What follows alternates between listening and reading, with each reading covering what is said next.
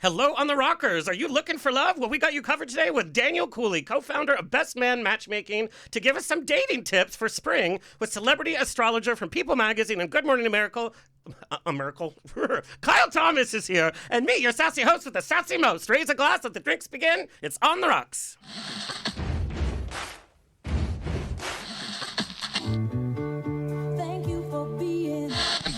Life is a banquet, and most poor suckers are starving to death. I'd like to propose a toast.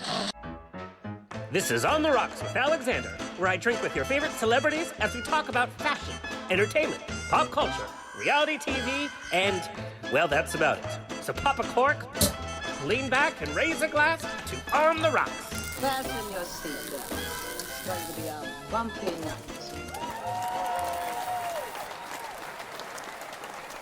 Lord have mercy, buttons and bows and pantyhose. On the Rocks podcast, the place where we're too glam to give a damn. Follow us on Instagram and TikTok at On the Rocks on Air, and on Facebook, On the Rocks Radio Show. Send me an email, book me for a pride, wedding, funeral, quinceañera, bris. I don't care, I'll show up. Info at ontherocksradioshow.com. You can watch and are listened to now over 398 episodes for free at ontherocksradioshow.com. You can watch us on Apple TV, Roku, Amazon Fire TV, on the Outa.tv app, Facebook Watch, on GED Magazine, and I Love Gay LGBTQ. Streaming with pride on SVTV and on Channel 31 on the East Coast. Hello, East Coast. We proudly tape at UBN Go Studios, your one-stop place for podcasting. All right, let's get the show on the road. Enter professional matchmaker Daniel Cooley, co-owner of Best Man Matchmaking, on a mission to help LGBTQ folks find real love and long-term commitment. Utilizing his talented nonprofit, real estate, entertainment, massage therapy, and spirituality, he's dedicated to creating queer, conscious connections for men ready to find their mate. He and his team have a unique approach to the dating world. Please welcome Daniel Cooley. Yay, hello. So bright and shiny. Also joining us today, Kyle Thomas, hailed as People Magazine's resident celebrity astrologer. He's a globally recognized pop culture astrologer who's been featured on Access Hollywood, Good Morning America, The Today Show, E! Entertainment, NBC and ABC Television, Cosmopolitan Magazine, and so much more. His work harnesses the power of the stars, and he is known for his cosmic guidance regarding celebrities, entertainment lifestyle, as well as trends affecting people all over the world. With over a decade of professional experience and clients all over the world, he currently resides in LA, where he works as a professional astrologer, celebrity life coach, and author. Please welcome Kyle Thomas. Thank you for having me. I know we're no People Magazine, but we do what we do, you know? All right, we're going to talk about it all. We're going to talk about relationships. We're going to talk about dating. We're going to talk about astrology, because it's spring. The cold days of winter are done. And, you know, during winter, we feel like we need to nest and we get those cuddly romantic feelings. That's all done now. Now we got to get ready for sexy spring, sexy summer. So we're going to talk about how to do that while we're sipping wine. Daniel, you have a very unique journey to matchmaking. You weren't just like, you know, you weren't born in some Jewish village and like, I'm a matchmaker. No, how, because you have so many credits and then matchmaking. How does that happen?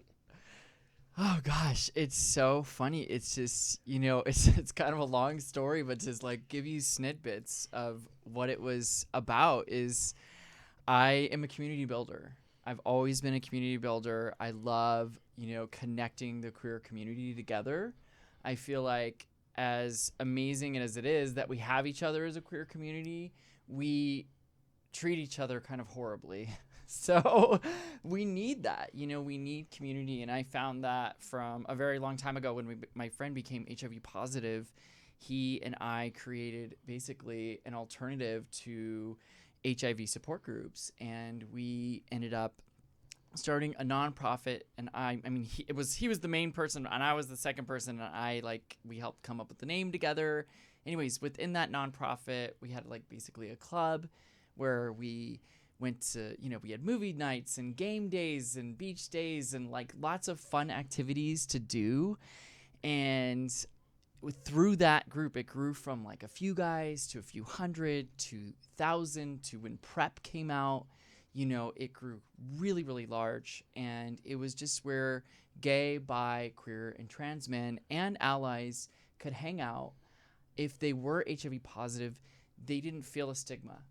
They didn't feel like anybody was there judging them. But they would always come up to us and say, hey, like, who do you know, Daniel, that's like single in the group? Because I was at every single event. I helped arrange them, you know, and I'd be like, you know, I think I know they called me the vibe guy, the vibe matchmaker, because or they actually called me the divine connector back then.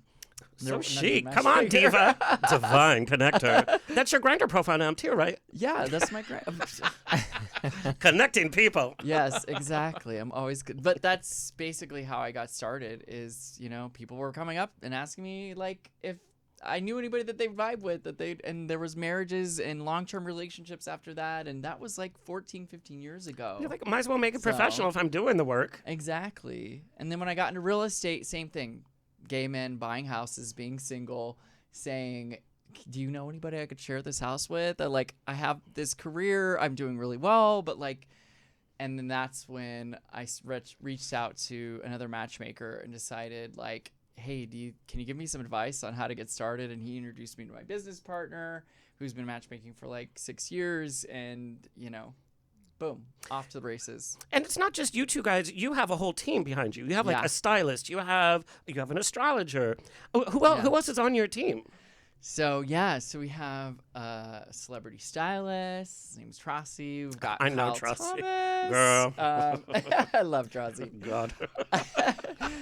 Yeah, so we've got a tarot card reader, Lou Flores. He's also well known in the community. And then we've got a gay photographer, Stephen James. He's Stephen on the scene in WeHo, he does all the events. And yeah, so we just decided why not create, if we're going to do matchmaking for gay, bi, queer, and trans men only, and that's our focus, why not have a whole gay team, so that everyone that you work with, including us as the matchmakers, are gay, bi, or queer, and we're, they can relate to us, so they don't feel awkward taking pictures or whatever. You know?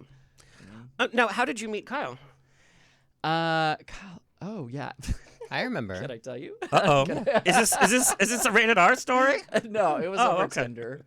We met on Tinder. We met on Tinder a couple of years ago. Yeah. And we had matched, and we had briefly interacted, and we didn't actually even meet up. And then I think a couple years even might have gone by, and then I think we rematched again. And one thing that I, as a gay man who is a romantic and aspiring for that strong soulmate connection or whatever that be, I do also approach dating as being open to friendships, because those kinds of connections, no matter where they lead, as long as there's a value to them, can still bring beauty to your life. So that's why I had said to him, I was like, well, let's go out for some drinks. It could be a date, or we could be friends. And we hit it off, and I actually did his reading for fun when we were there. And that is what really got me into astrology, because he predicted something that literally happened that same year. And Twice. Yes, twice. So he said, you're going to fall in love with two people at the same time, and you're going to have to choose. Girl. And it never happened in my entire life. And that blew my mind. When that happened, I was like, oh my God, astrology is real. It is real. I always was a spiritual guy, so I kind of believed in it. But this was oh my gosh, confirmation, Now, there's a big difference between being an astrologer, being a psychic, and reading tarot. People just tend to lump them all together. Yes. Talk about what you do, how that differs from tarot reading or from being a psychic. Well, admittedly, I do all three. But there are so many different levels of being a psychic or being a reader. And professionally in the media, I'm mostly well known as an astrologer. And the reason I've really pushed to be known in that regard is because that has been around for thousands and thousands of years, and we can chart patterns throughout civilization. And that by checking the different patterns and understanding that these are behaviors someone may exhibit, or this is what likely is going to happen when the stars move in this direction, it's more tangible. And what I also say too is that astrology, it is predictive, but it's productive in the sense that you can use it to harness the cosmic flow to get more of what you're looking for. So going back to, looking at his chart when we were meeting, I was like, well, this is really likely what's going to happen. However, if you're sitting at home swiping on Tinder and you're not meeting anybody or playing video games and not actually connecting, well, then those two love connections aren't going to happen. So again, when I'm working with any client, wherever they are in the world, no matter where they are in the socioeconomic, scheme of the world, I take that same approach. And so we really try to ground it. We look at it, we map out the patterns, and then you use your free will to hopefully really engage with that energy. Now, when it comes to tarot, I've been doing that for less amount of time. So I've been studying astrology for about 30 years. And yeah, so how did you find out you had this gift? Well, I've been so interested in history and civilization and humanity and ancient mythology and gods and goddesses and all of that. And so every time when because I would just spend my weekends at the library, I would go and I would just devour Greek history and ancient Egyptian mythology and everything, and all of it would lead back to astrology. And so I kept thinking, I'm like, all right, well, there's got to be something to this. And I was 8 years old, and so then so it's an 8-year-old kid running around the library. Yeah, I loved it. It was my Oh. favorite place. It was my favorite place. And so my dad on the weekends, he would go for these 8-10 hour runs, and I didn't want to go on these 8 to 10 hour runs. So I'd be like, drop me off at the library because it's safe, it's near home, and what am I going to do? I'm going to read. It was great, and I loved it. It was so nourishing to my soul and my mind and everything that I am. But going back to, understanding that there's these patterns, not only do I think that we can look at that and find that fascinating, but there's so many different uses of astrology, and we can, inherently, I think we as human beings want to know more about who we are, why we're here, our fate, our destiny, our purpose. But also, it does boil down also to we want to know about our relationships. And so, again, it comes down to compatibility, whether that is you're looking at two best friends or you and someone in your family or a lover. And so, again, it kept always bringing me back. And I really love that about it. Now, I've seen spirits since I was a child, but that's something that I turned off for a really long time. And because I was also the weird spiritual kid, and we would have tent sleepovers in the backyard, and I would be channeling somebody's grandpa or something, and then the parents would find out, and then my parents would find out, and I'd get in trouble. So I was like, Kyle, let's not do that anymore, So I really kind of pushed away from that. But I've always been spiritual. I've always been religious. I've always been spiritual. I was really religious. And then I started learning tarot when I was 18. So now half my life I've been doing tarot. So again, it's all an art form. It's all wonderful. I'm so passionate, and I'm so lucky that I get to do what I do. Well, and spirituality is a big part of what you do. Like you said, how did you get kind of into the spiritual world? Oh my gosh. Well, not to delve into. We're going to go deep, girl. I'm going to have another sip of wine here. Please have a sip, because I was sober my entire 20s, basically. And it was AA that actually got me into my spiritual side. And I have a very interesting past and relationship to alcohol and drugs. And it was, I've eventually figured it out and haven't had to be in AA anymore. But it honestly changed my life. You would never think at 21 years old, you're just like, oh, you're just 21. You're out of control. Of course you are. You're crawling on Santa Monica Boulevard after the bars. As a young gay man, that's what you're supposed to do. You're supposed to have those blackout nights. You're supposed to have those hookups, Yeah, but I just felt like I was, a mess. And my friend talked me into going to a meeting. I remember actually, I wanted to tell you this story because it's kind of funny. What got me into AA was my friend was like, hey, do you want to go to a meeting with me? And I'm like, no, absolutely not. Why the hell would I go to a meeting? Why would I do that? And she's like, well, it's a gay meeting. And I'm like, oh. I have to say, there are hot gay guys in AA. I have to say that. Yeah, and I'm like, it is? And she's like, yeah, well, and there's probably cute guys there. And this is before Grindr. Like, we didn't have Grindr back then, like. Yeah, that's how you met people Yeah. way back then. Yeah. And so I was like, okay, I'll check it out, like, and then that was it. It was like, I just like became addicted to the meetings, and they told me if I drink or use that the only option I had was jail, institution, or death. And being naive at 21 years old, I took that very seriously. But I'm so glad I did it. I'm not mad, like I really learned so much, and it brought me into meditation and the steps, which is the steps work. They basically are what, bring you closer to God or your higher power or whatever you want to call it, the universe, and that's where I opened my mind up to that again, because I'd closed my heart off to religion. I was like raised Catholic, and I was like praying, please make me not gay, God, like, please just take this away from me, so like that's what got me into spirituality. And it's part of what I use in matchmaking now, because I feel like the divine or God guides me to help make those decisions for people of like, yes, this person, it may not align, everything may not align on paper with you guys, according to personality, or what you think you want in a partner is not always what is going to be the long term for you. So those like intuitive senses of, asking, sometimes saying like, I'll say a little prayer and I'll be like, divine guides, please come in and, help guide me to help this person find the right human being to spend the rest of their life with, and I'll ask for that divine guidance. And it really does help. It really does help. I'll be like, oh, this is it. This is the guy.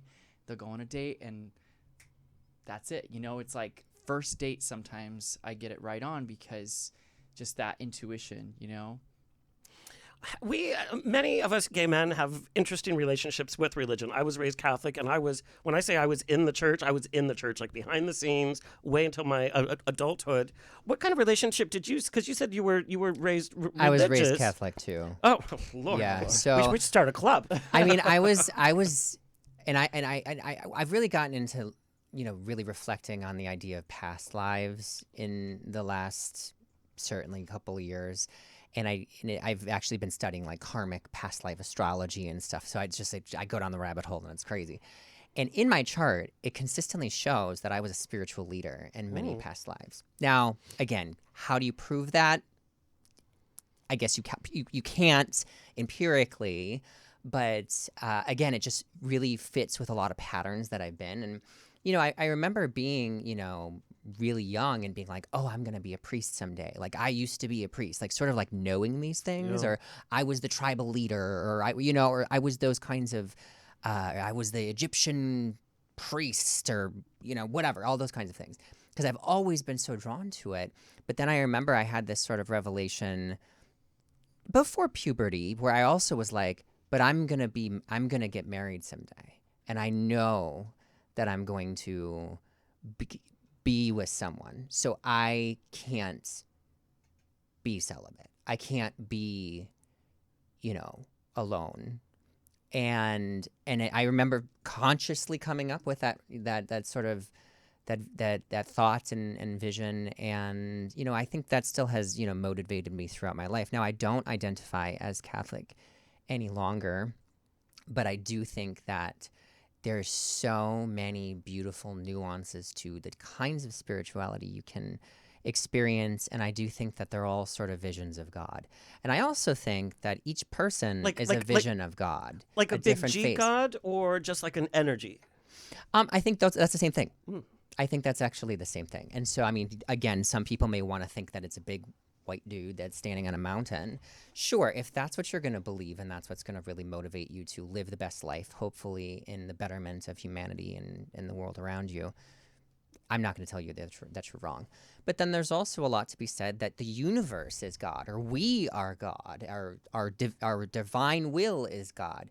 So, I mean, I could talk about this for 1,000 hours, and I do with my friends, and I hope that the future man that I'm with wants to sit down and talk about those kinds of things with me too. And again, it's just, I think that it's just, if it's serving a purpose in your life, that's going to be healthy, productive, and really empower you in the world around you, then I think that it can be a good fit. But then I also don't think that spirituality necessarily has to be something that someone has to have.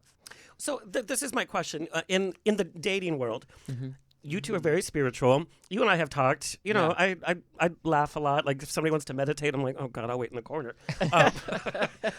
Is it possible to date somebody that is not on your spiritual level? Can a relationship work? Yeah. Absolutely. Yeah. I would say, you know, it's a matter of them having an open mind and being able to communicate, you know, and if somebody is maybe not spiritual like me, but I literally, my last boyfriend, he wasn't spiritual, but he just had an open mind, and he understood that like what I was doing was helping me. And so he wanted to support me with anything that helped me. And so that was great. And I wanted to support him with anything that helped him. And I tried to push him into it, you know, many, many times, because I'm like, come on, do it. Do this with me. Do this with me. And he would sometimes like do little meditations and stuff with me sometimes. But I would say if someone is completely against it, it's going to be hard to date. You know what I mean?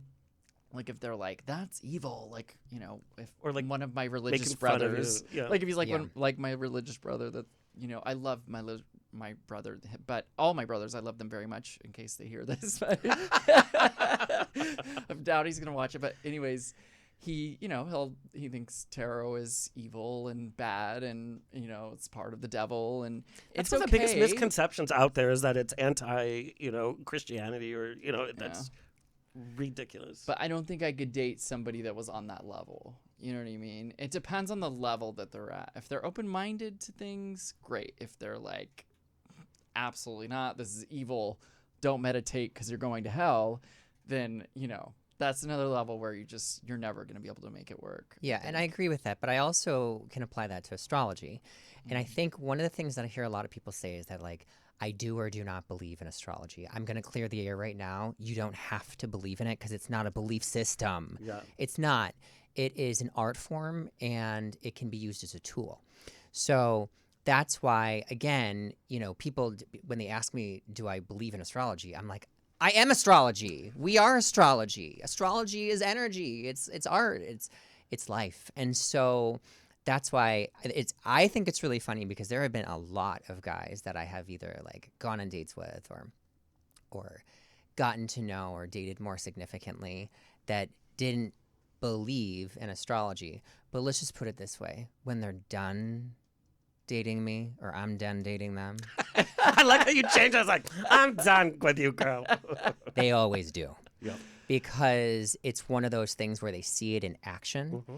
And I talk about this like on every show or every podcast. I mean, pretty much for the last like 15 years, I predicted either by the exact day or the exact period in time when I was going to meet someone, fall in love, as well as break up with them by the day. And that's too much information for me. Like, I want to be surprised by life. Like that would freak me out. No, but here's the thing: is again, we always have free will. So, for instance, let's say, there was a guy that I was dating in 2023, I think it was. What's his name? No. Phone number? No. Let's get him on the line. I hope he's great. I honestly haven't talked to him in a really long time, and we had a fun time when we were together. But beyond that, I mean, I predicted by the exact day I was going to meet him. I predicted when we started to really have a very fast development of feelings, because I could see the movements and the transits of the planets. And then I looked and I was like, oh, there's something that's really, really dark that's going to happen on this full moon that happens on April 6th of this year, because the planets weren't aligned. And in my chart and his, it showed either we were going to combine closer or we're going to break apart. Wow. Well, he was, up until then, I love you, I love you, I love you, I love you. And then like 12 hours later, he had a mental breakdown. Seriously. And we broke up. So that was that. And again, I mean, I knew that going into it prior to that. And then a couple of years before that even, I had been in a long-term relationship with a Capricorn, and he also was a great guy too. But there were certain things that we didn't match with. But I looked at the chart and I knew that if I didn't leave him on roughly around August 8th of that year, we were going to get engaged and married over the next couple of years, and I didn't want to marry him. So I left him. Wow. Dang. That's a lot of info, girl. Yeah. Seriously, though, I mean, it's like this stuff, it always happens. Like I can always see it. And it's, by having that awareness of being like, okay, let's engage with it hopefully in a positive means. I mean, that's why I'm not sabotaging things or, doing things that like if the door is closed to me romantically, like it was most of this year, I'm not going to go out and waste my time to date. I'll focus on other things. But that door is real open right now, guys. Knock, knock. Wait, isn't mine open right now, Kyle? You know my chart. Yeah. It's kind of No, open. so this So maybe not yet. Yeah, There's an open door and there's a revolving door, Daniel. right? Okay. No, so one of the Wait a things that minute. speaking of certain particular alignments between people, I find that people that are either like very close or good friends, even business, but also people that fall in love, with each other, they're all having similar cycles at the same time. So that's why, like, with us being such close friends and then obviously working together and doing things, we go through certain cycles at similar times. So it's cool. It's again one of those things where I love it. And my puppy and I have the same thing. It's great. So anyways, that's that. All right, well, let's talk about your creative process to what you do. So, Daniel, let's say, you know what, I haven't had any luck dating on my own. I come to you. What's the process? Do I fill out a form? Like, Yeah. how do you start? Yeah, absolutely. So typically what's going to happen is we're going to figure out, where are you at with your dating world? Because I got to see if we're going to be a fit to working together or if matchmaking is really a fit for them. You know what I mean? Because some guys come to us at different phases in their life. Some guys are just getting out of divorce. Some guys just get out of a relationship. Some are just haven't done any of the internal work. Cool. So we got to kind of assess that. I'm like sort of like the therapist for a moment and figure out, what have you been doing? How are you meeting people now? What have you done in the past? And what are you looking for ultimately, just to see if I can support you, because like, I don't know, like what if they're looking for, Brad Pitt and, like, it's like, and, they want some idea of some straight man because they have all this trauma that they haven't gotten over and they don't understand that, like, what they really want is just the comfort and love of somebody being there. You know what I mean? And so that's part of what we do first is assess. Like and that. I would assume people come with crazy expectations. Like you said, I'm maybe like a number 3, and then I want to date like a 10, or I want to find a rich guy or something. These are not normal expectations. You're Yeah. not like a magician. Oh, yeah. And I mean, I have guys that, it's literally like, I'm 65. I would love to have, somebody that's between 25 and 35. That's insane. And that's financially stable, secure. They look like a model, like they just came off of, the runway, and you got to find him for me. And I'm like, okay, I'm your fairy godmother. Yeah. Your wish is my command. It's like, no, that's not how it works. But literally that happens all the time. And it's just like, okay, well, why do you want to date somebody that's 25 to 35? What is your reasoning for that? And be very specific. Like, what does that mean to you to date somebody that age range? I have no judgment. It's okay. Like, I don't care if you like somebody that's 30 or 40 or 50 years younger than yourself, but why? Mm-hmm. Why do you want that? And if it's because you want to show off to your friends that you have a trophy, a prize, that's not really a long-term relationship. That's not going to end well for you. Is that okay with you? Are you okay with having something that may just last a little while and may not be long-term? Or are you looking for something really specific that can last a long time? And those are questions that we ask. But part of the process, just to like answer the question, which is, first one of the first things we do is we meet our clients over dinner. Because most matchmakers, they meet over Zoom or they meet over the phone, which is great. You can get to know somebody really well that way, but we've just found that it's so much more personable. And people act differently on the phone and on Zoom. Oh, totally. Yeah. Oh my gosh. We had this client in NorCal, and he's this very well-to-do tech guy, you know, very businessy over Zoom, very like straightforward, you know, nice, friendly. But we meet him in person, we go out to dinner, and he is just amazing. Like, he's so funny, he's hilarious, he's super intelligent, he's making us laugh the entire time, and he's just so warm and loving, and it opened up so many doors for us about possibilities of who he could date. You know what I mean? Like, so we just find that when we meet people in person, we really get to know deeper about who they are. And for me, it's like, I got to know their vibe. Yep. Like, and how are they going to be on a date? Yeah. If they're with us, we're kind of seeing what they're going to be like on a date, so we can kind of give them advice pre-date so they understand, like, hey, maybe you should, you know, not pick your nose on the date, or hey, maybe like I mean, have you had to like give like direction like that? yeah, like, don't talk about your exes the entire time, or don't talk about how your mom died, you know, a year ago. Like, I know it's sad, and like, and it's sad for us to hear. Like, I am compassionate about that, but like, it's not a first date conversation. And so Okay, well, this is a hot topic as to what is definitely off the table, because like, let's say like my mom died last year. So I bring it up because I'm in a certain frame of mind, and I want to bring that up right up front on first date.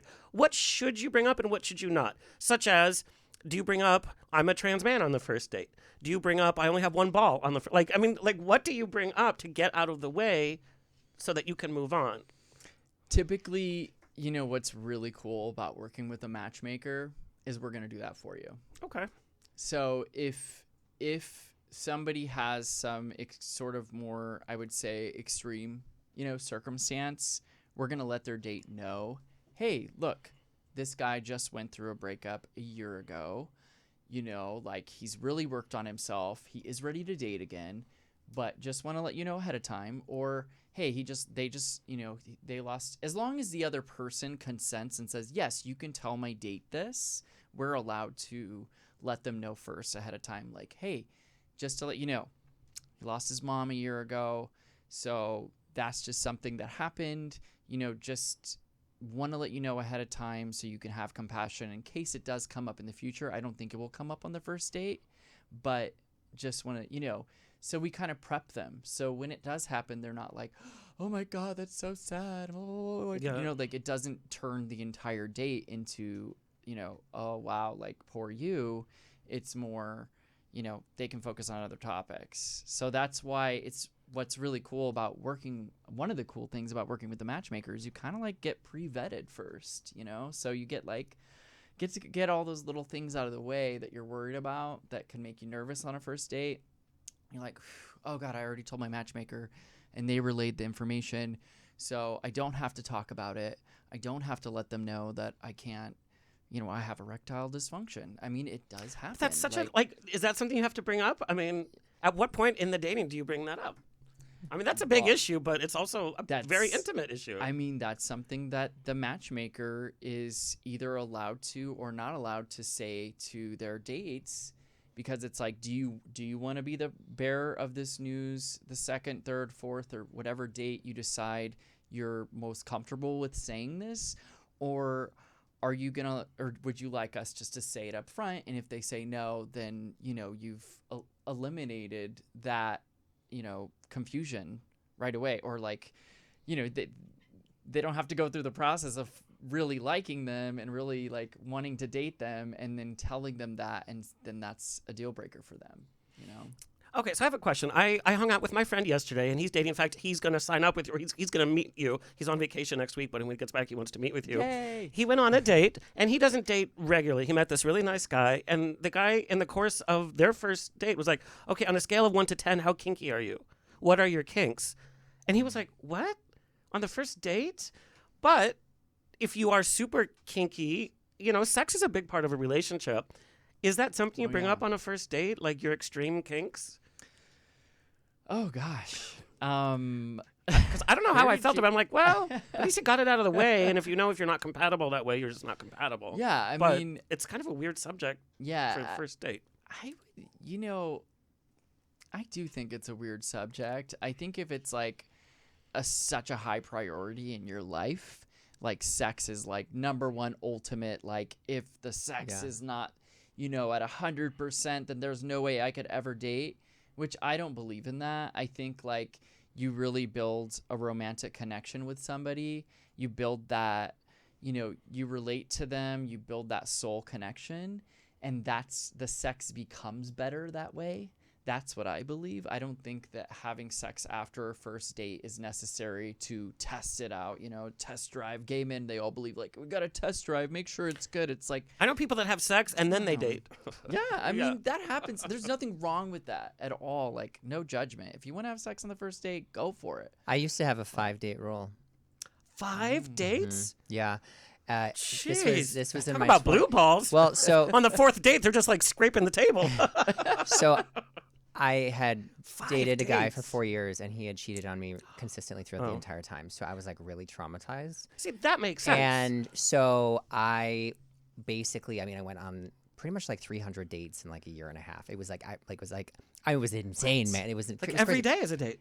I mean, 3 times a day. It was like I would have like but it was great. I lived in Chicago, and I was like really central. It was like I'd have coffee, then I'd have lunch, then I'd have dinner. I mean, then I have drinks. Like seriously, and it was one of the coolest things actually because I learned so much about gay men and people. And I also have networked with the vast majority of them, so I'm still friends with them on like Facebook and stuff. So it worked out really well. But because I really care a deep amount about my level of intimacy and sensuality and connection to someone, you know, passionate sex is wonderful, and yes, it can be without love, certainly. But if I have a connection with someone, I'm going to certainly have more enjoyment. And so I did have many times where it was like guys would get to the 5th date and then I wouldn't put out, and they'd be like, I'm done, you know, they'd be so upset. And I don't have that anymore, but I actually told everybody that on the first date. Because I was like, I think that's a good thing to say. If you're trying to just get in bed with me, which isn't a bad thing, but at that point in time in my life, I was not looking for that. So if that's what they were looking for, move on, and that's fine. Wow. No hard feelings. And yeah, and I mean, but it was cool because sometimes I met people and they were like, okay, well that is important right away, but you're cool. Let's be friends. Yeah. You know, so again, that's really what has backed up my extensive experience in dating around trying just to ultimately find a human connection. Lord. Yeah. Okay, so you do the interview process, then you set them up with the match. They go on a date. Are you on the date with them, or do they report to you after, or like do you fill out like a survey after? So I don't typically go on the date with them unless they're Can you imagine going. That's my through- kink. You've done that before? Yes, so we do. That's insane to me. We do. They do Hi, something by the wrong. way, this Yeah. is my matchmaker. He's just gonna be quiet the whole time. That's my kink. He'll watch. God. It is. Okay, if somebody did that to me, I would be like, bro, it's a no. Okay, well, it's called a mock date for a reason. Okay. The other person that they're going on the date with, they know that they're gonna do, you know, that I'm gonna be there. I'm gonna be listening, you know, kind of like, you know, like Patty Stanger outside of the side of the studio. She's never She just comes listened, in, by like, the way. Yeah. She's yeah. like, yakety, yakety, yakety. She's like, you better not Yeah. say that. I'm gonna kick your butt. Like you're gonna not be my client anymore. You know, like I love her. But anyways, yeah, so I do. Yeah, we'll sit next to them. This is usually with our clients that need more coaching, you know, before they really start, you know, dating again. Say they just got out of a relationship, they just came out of the closet. Maybe they don't even know that they're completely gay yet, you know? It's like, so those are the kind of clients that we kind of want to ease them into the process where we do like, maybe we'll do like a few weeks or a couple months or 2 or 3 months of coaching first, and then they'll go on their first mock date. Well, and what I want to tell our audience is that, yeah, you're not just like a wham bam, here's 5 guys, go on a date, and then you're done. You No. create like a year-long or however long it takes process. Yeah, it's typically 6 months, 6 to 12 months, where we're introducing them to guys. That's a long time to invest of your team in somebody, you know? It is. It's a lot, you know, so we, I mean, and potentially, you know, and we were vetting and recruiting and marketing and for every single person. And so each match that somebody gets, we're potentially going through, 15 to 20 guys that don't even meet the cut to meet them. So it's like, it's an extensive process, where you're really, the truth of it is I can't promise someone that they're going to have a romantic connection with somebody else. That is up to them. I can give them all the advice in the world. I can, give them the pre-date advice and really help them and get them prepped, but it's up to them once they're on the date, So, but I can promise that I'm going to introduce them to quality guys, quality guys that are, looking for a real relationship, whether that's monogamous, open, non-monogamous, ethically non-monogamous, whatever type they're seeking. As long as they're on the same page and looking for that longer term relationship, then those are the kind of guys I introduce them to. And guys that I always say, like, because people are always like, I'm just so tired of dating these guys that like don't have their finances together, don't have their life together, and I have to pay for their dinner and I have to pay for their trips. And, it's like, okay, well, then you maybe want to move up your age range, 10 or 20 years is not date somebody half your age. Although in this economy, it's a shit show. Yeah. Yes, yeah, exactly. This economy is also very hard with that. But yeah, it basically, I help them. I just introduce them to quality guys that, match with what they're looking for according to morals, values, interests, religion, whether they want to get, have kids or have the white picket fence and a house together or whatnot. But quality guys that I quote unquote say have their shit together, So. Now, Kyle, what is your process? So somebody comes to you. You obviously start with their birth date, I'm assuming. What's the whole process? Well, it really depends on what the client is looking to do. And I mean, obviously, if I'm working with a television production or if I'm working with a media publication, I'm going to be working with the sun sign for those kinds of interpretations. So people can see, oh, my birthday is this, I'm going to read this horoscope. And that's one of the functions of astrology. Now, if I'm working with a one-on-one relationship with an individual, again, no matter where they are in the world, I work with people from super heights to people that are, I would say, a little bit more average. Because at the end of the day, I want to help people and I really want to get them inspired and excited about how they can use their astrology for a productive way. And it's all about, actualizing your chart. And what we first and foremost need is the most accurate details for the birth information. So your birth time, your birth date, your birthplace. So the more specific we are on those, the more specific I can be when I'm looking at the degrees of your chart and the houses that are being composed and where the planets are natally. Now, again, we can look at a chart and understand that there are going to be certain factors that are going to be present throughout an individual's entire lifetime. And so we can see that that could be about personality traits or areas of karma that they need to work through, or the kinds of people that they may be attracted to, or talents, etc., all of these kinds of things.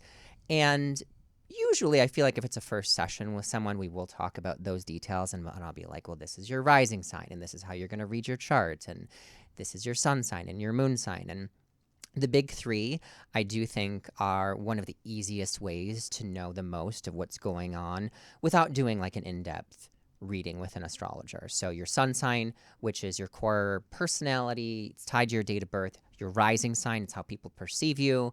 It's also extremely important in the composition of your chart and partnership and all of these kinds of things. And your moon sign also is very tied to intimate relationships, but it's also very tied to the soul.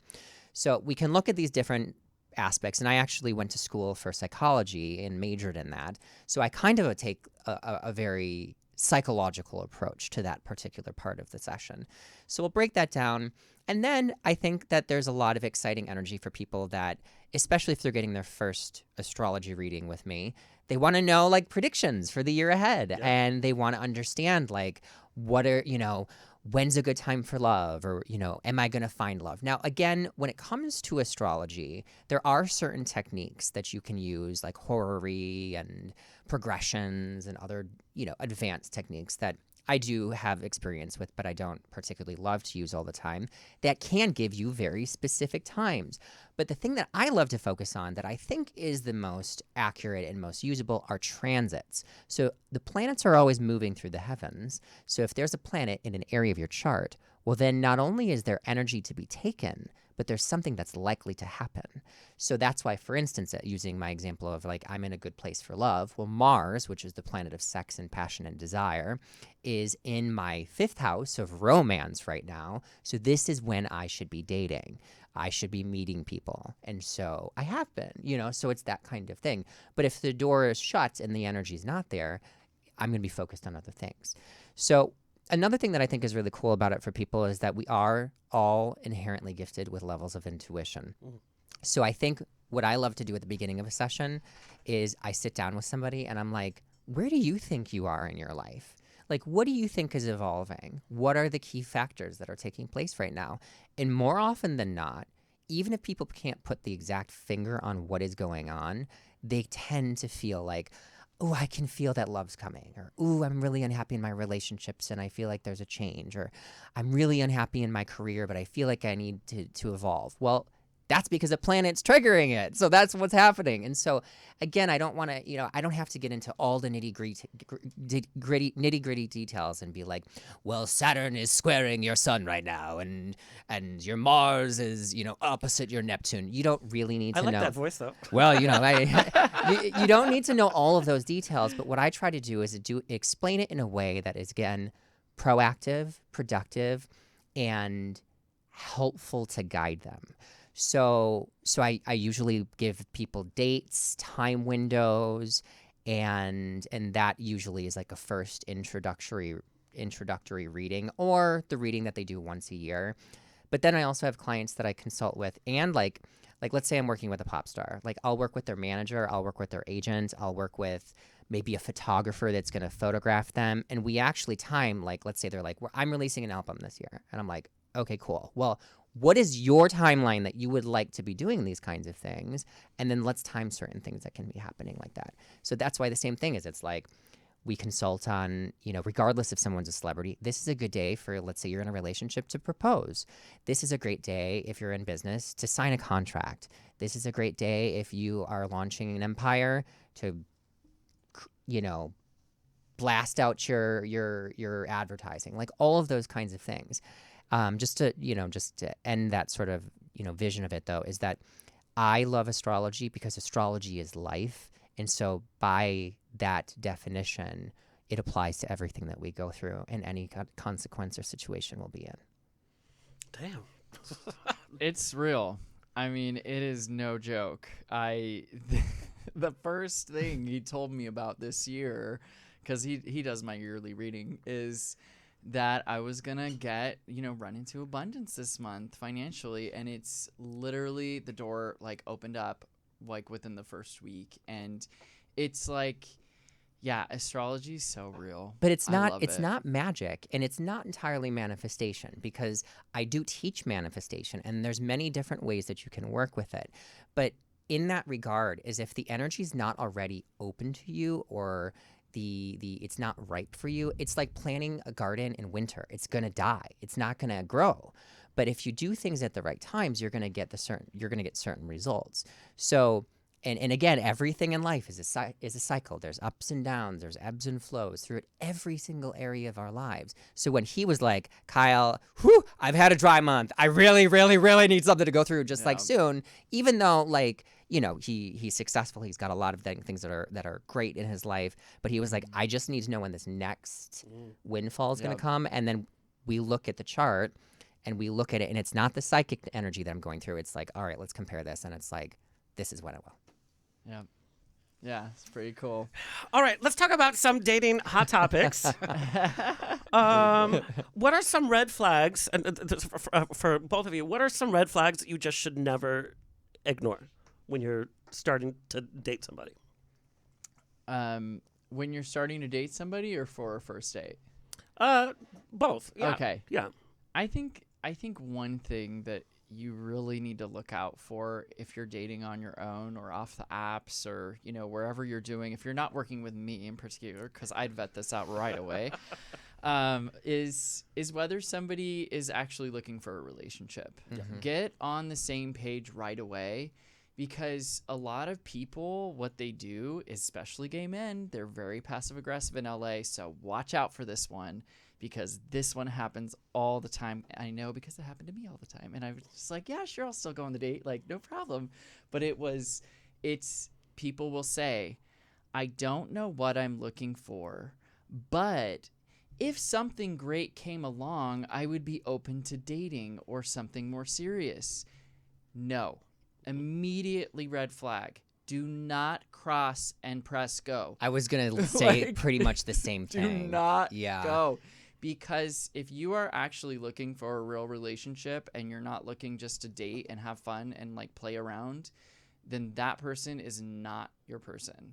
And I think what it comes down to is trust people when they tell you who they are the first time. Yep. And there have been many times where I would have like great chemistry or a lot of fun or like a connection with someone, and I'd be like, oh, like I'm looking for these things, but I guess I could be open to, because I do think that like I don't want to run into something and be like, I need this and this has to be this and I expect monogamy right away and blah blah blah. No, I'm not like that. But there had been periods in time when I'd meet someone and I'd be like, we'd be doing these dalliance of back and forth, and like they're never going to commit to me because they don't want to commit.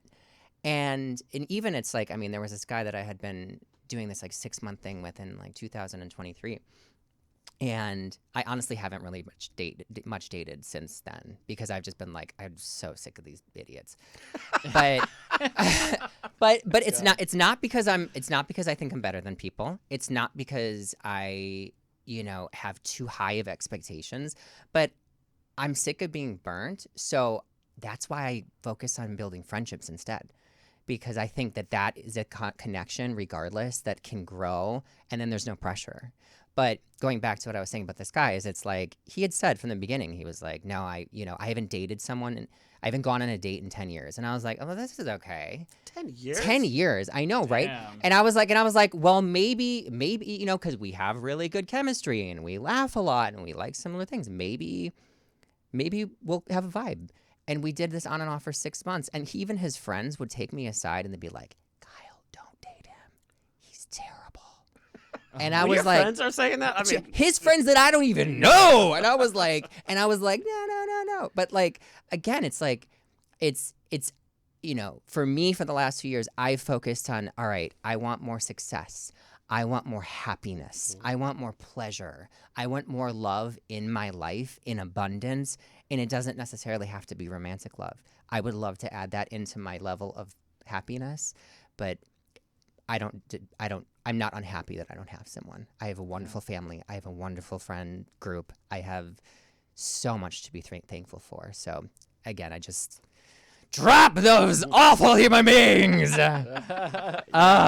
Oh wait, I got another one. Yes. Oh man, I could spit on this for like 5 hours. There's a lot, but I always ignore red flags when Oh man, like, when you know. yeah. But some of us still won't let us know. Yeah, if a guy's hot, that's That's always such a thing. It's like, and they're charming. Yes. But there's very, very good, amazing, charming narcissists. So you got to know the signs of a narcissist.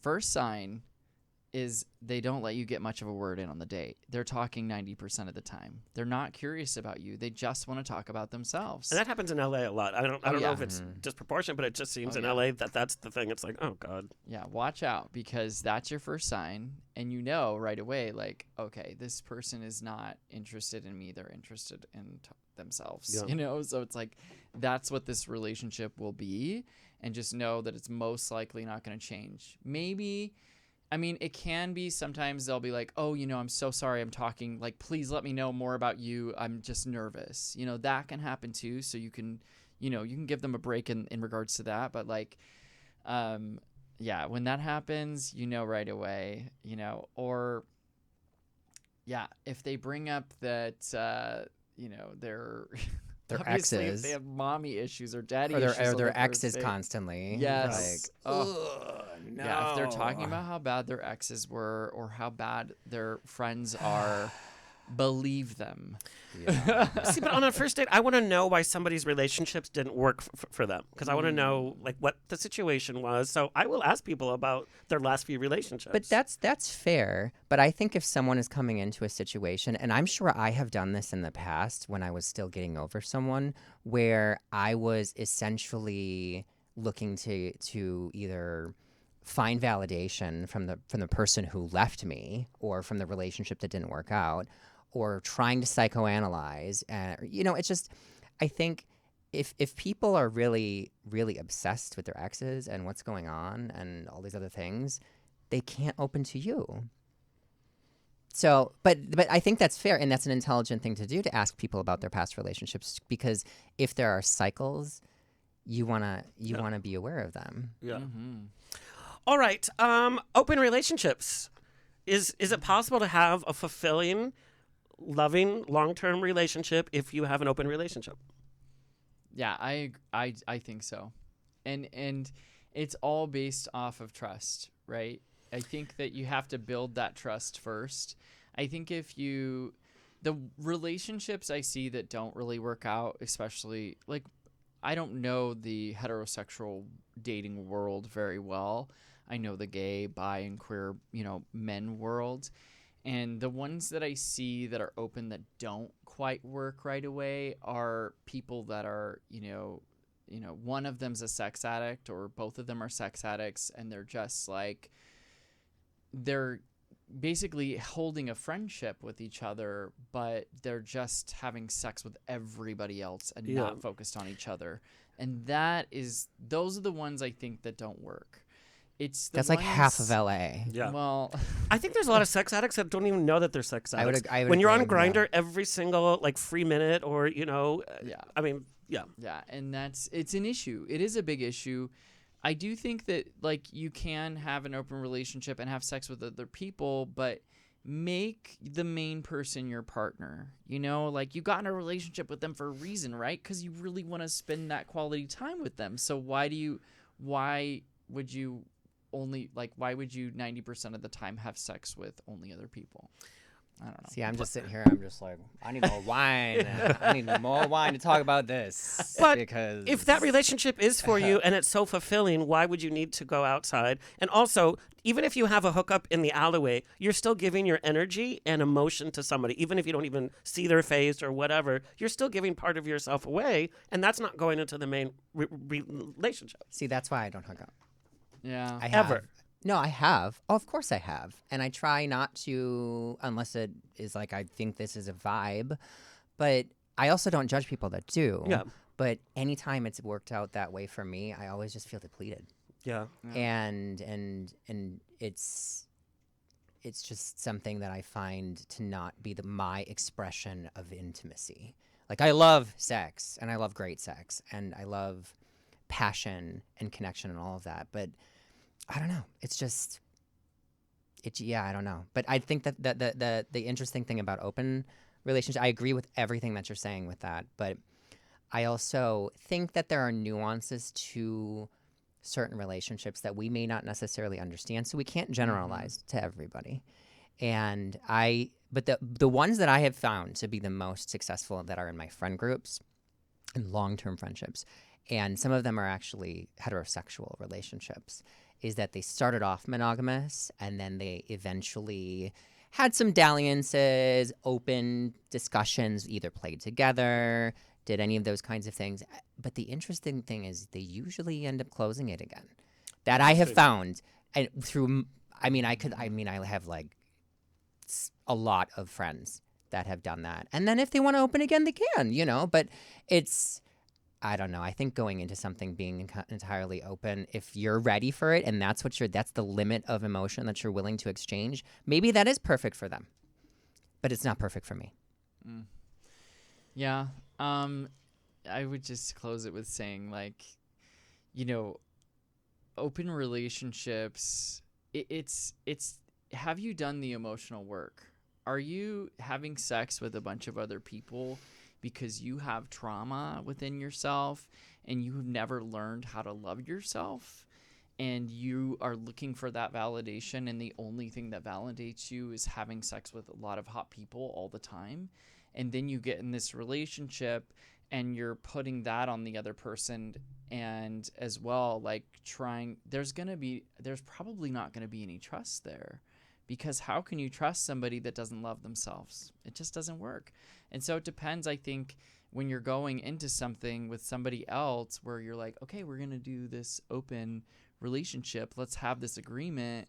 Like, what is the agreement? Like, really write it out. Like, know what it is. Like, have a discussion. Like, okay, a relationship is open, but what are your boundaries? What are the limits? And I think that's a lot of couples don't, like, literally, here's the rules for having an open relationship. Yeah. Some couples want to know when their other one has fooled around. Some of them don't want to know. Yeah. Some of them are, because maybe they've fallen out of attraction with their partner, but they emotionally love them, but not physically interested. I mean, there's all these different, That's what I was saying. It's the nuances of it, Yeah. and I think that's just what it comes down to. All right, in wrapping up, we are in a very interesting time politically, socially. How do we find love in this era? What do you see? What's up ahead? Like what trends, or what's going to happen to us queer single men? Wow. I think right now is, as a community builder, I do singles mixers, and we call them the gay singles mixer. That's basically, if you ever want to look it up on Eventbrite or whatever, we have them at beautiful homes, usually. Open bar, by the way, hot bartenders. Open bar, hot bartenders. They're always yes. fun. Yeah. And we got tarot and astrology, and like all of that are events too, so people can get a little reading while they're there. And it was such a wide variety of men too. Yeah. Sometimes you go to these mixers and you're like, oh Lord. But there was a wide variety. Yeah, we get everything from guys that are 21 to guys that are 65, 70. So we've got the full range of people, and everybody's really kind, and we really guide everyone to be friendly. Talk to somebody that you wouldn't normally talk to. Really, smile, hug, like whatever it is to create that connection for people, because it's like the only thing that gay, bi, and queer men know is being rejected. And now, in this time where it's like politics, we don't know, like, where are our rights going? Like, I fought on Prop 8, like, for marriage equality. Like, I was one of the, like, head coaches. Like, I was so passionate about it. And it's like, imagine if that goes away. Yeah. Imagine if some of our rights go together. How can we create solidity within, our community if we're mistreating each other? If we're giving each other dirty looks at the gym just because, one is not as hot as the other one. It's like, come on, people. That's what confused me about the gym. Why do you think they're at the gym? It's to work out and get healthier. Like, you have to go to the gym before you go to the gym. I mean, give me a break. Yeah, exactly. It's like, I'm like, you see a fat person on the treadmill, you clap for them. Fuck yeah. You showed up, girl. That's what I'm saying. And we gotta be kind to one another, especially at gay gyms where it's like, it's obviously most of the guys in there are gay. Even if they're wearing long shorts, we know, bro, that you're not actually straight. Like, okay, like, just because you're trying to act cool, you're trying to act like a bro. Like, hey, bro, yeah, I've been working out. Oh my God, I want to hit my head against the wall. It's like, no.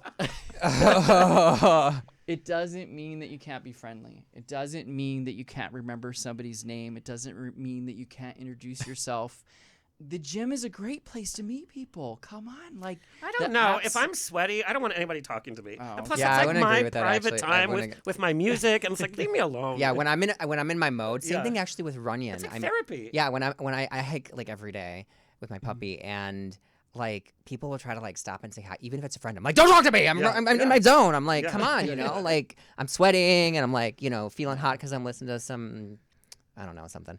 But it's like that's a meditative thing to me. 100%. But And couples that work out together, get out. I mean, I used to do that a lot with my ex. Oh, I know, I did too. God. Yeah, it was. no. But I did get into a really good shape, but That's a whole different conversation. We're motivating each other, I guess. But it just when I see couples in their matching outfits, I just No, want he to was vomit. like, whoosh, whoosh, whoosh, whoosh, whoosh. Don't eat. Whoosh. Keep working. Whoosh. And I'd be like, oh, I'm just wasting away. I'm serious. Like on the treadmill, like, I was like, oh my God, I had to like sneak granola. It was a whole different relationship. I hate those kind of relationships too. Like when people are sneaking man. food, that's I know. a problem. I mean, seriously, in the that's middle of the night, bad. I would That sneak is granola. bad. I know. Yeah. Another traumatic story from Kyle Thomas. Yay. No, I just think that right now we have to band together is what I'm trying to say. Is like matchmaking, yes, I love, creating relationship to relationship, on a personal level and helping people find love. And I've already placed multiple people in relationships this year, which is such an amazing feeling. And that's why I'm passionate about what I'm doing. But another thing that I'm passionate about is helping the queer community heal together and find love together, and I also throw a conscious queer event with my friends. It's called, it was High Vibe, now it's Love Freak.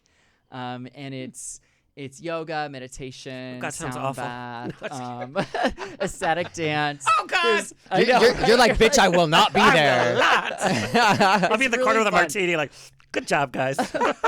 But there's also, for people that don't want to dance or people that don't want to do yoga, there's other rooms where you can do tarot and chill out and just meet other gay men, gay, bi, queer men, trans men, whatever, or allies, because we invite our allies into, and just connect, in a deeper way. It's alcohol free. Those events are alcohol free, so you get to connect through being real with each other, But I guess what I'm trying to say is that I think the new way for us all to band together is to band together as community and to love one another. And it's as simple as just saying, hi, I'm Daniel. What's your name? Where are you from? Just a simple, you have a great shirt. I love how your eyes match your shirt. You have beautiful hair. I love how your hair looks today. Wow, you've been working out a lot this past couple weeks. You're looking really good today. It doesn't even have to be, it can be flirty friendly or it can just be friendly. Yeah. Just, But don't ask, like, what do you do for a living? I hate that. Oh my God, I hate that so please. Oh yeah, please don't do that. I actually like to rephrase it into what do you enjoy spending most of your time doing? See, that's a good question. It's very open-ended. Yeah. Right? I'm And just then- like, what's your credit score?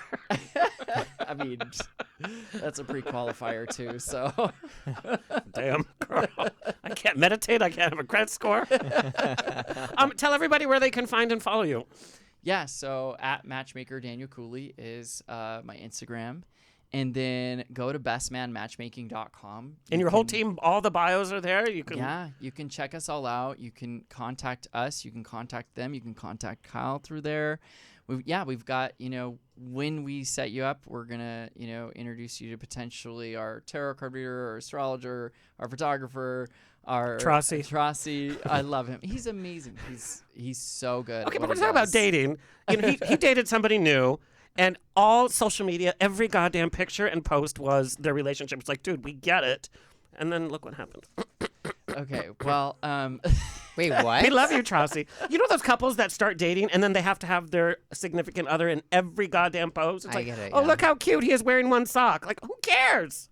yeah. But then you do that too much up front and then it fizzles. The flame Yeah. blows Oh, out. no, I haven't seen him in a while. Is that what happened? Yeah.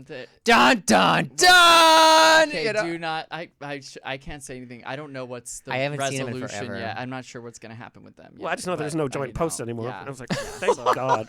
It's like, Well, here he is asleep. What a read! What Yeah. a read! What a read! No, I love Trossi. I've hung out with him many times, Yeah. but like when any couple does that, it's like, Oh, we have a life coach too. Kevin Kaiser. I think that's so Kaiser. important. Yeah. Yeah. So he's great too, and yeah, we love to introduce our guys to those people, but as well, So bestmanmatchmaking.com. You can find me on social media. You can find me on any social media. Just look up Daniel Cooley, Matchmaker Daniel Cooley, and I'm there. And you're doing a trip to Thailand, by the way, for singles. Yes, we're To doing the White this- Lotus area, by the way. Yes, we're doing a singles retreat. Oh my God, I am so excited.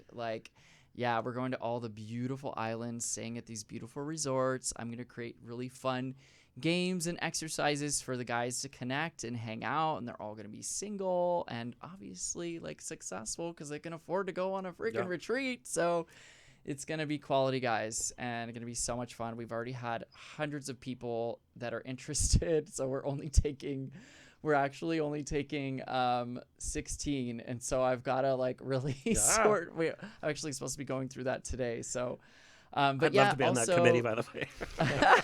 Come on. Yeah. No. But yeah, well, I'm also going to be in your column on LA Oh, Blade. yeah, LA Blade. You're going to start column, Love and so Advice look out for for that. queer dating, and, look out for my mixers, Yes. gay singles mixers. So fun.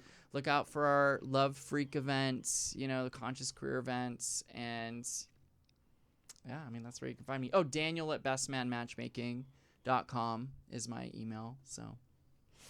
All right, Kyle, what do the stars have for us in store? Well, I have a lot of predictions that are on my website and my Patreon that people can dive into. I really go in depth. I really pride myself on the fact that I do go into so much detail, whereas a lot of astrologers I feel like may not. It'll sort of be just like, oh, there's a full moon this week and it's for money. I'm like, this is more of the nuances of how things may be. So I always release all of that on my website, which is kylethomasastrology.com.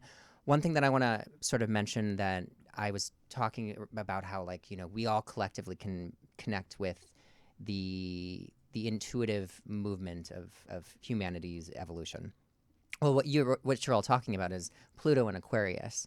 So there's going to be, over the next 20 years, the way to connect is through communities and building of communities and powerful communities. And there will be new leaders that, do so because of that. So that's really, I think that will become even more of a powerful point for us to find the right kinds of tribes.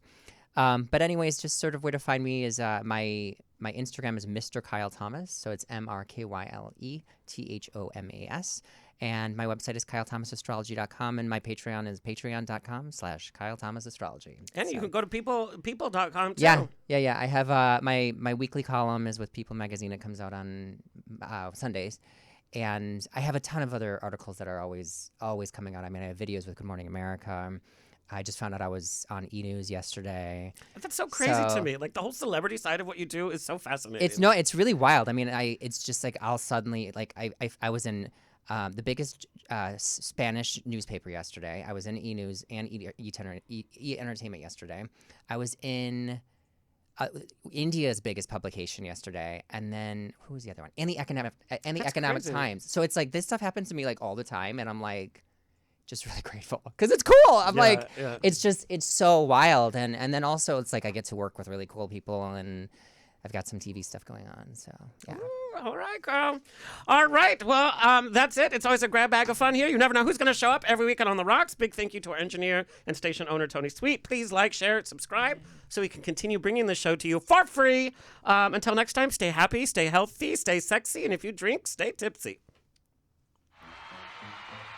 This has been another episode of On the Rocks. Tweet me and slide into my DMs on Twitter and Instagram at On the Rocks On Air. Find everything On the Rocks for free at OnTheRocksRadioshow.com.